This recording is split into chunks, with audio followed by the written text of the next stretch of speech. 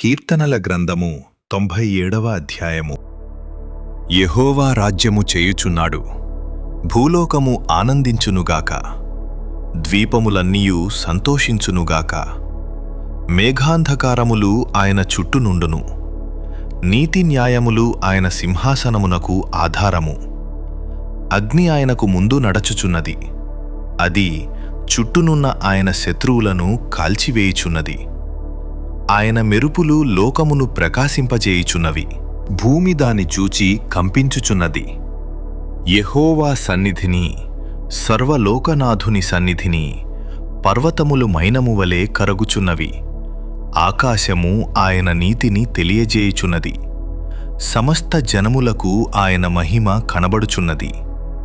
వ్యర్థ విగ్రహములను బట్టి అతిశయపడుచు చెక్కిన ప్రతిమలను పూజించువారందరూ సిగ్గుపడుదురు. సకల దేవతలు ఆయనకు నమస్కారము చేయును. యెహోవా సీయోను నివాసులు ఆ సంగతి విని నీ న్యాయవిధులను బట్టి సంతోషించుచున్నారు.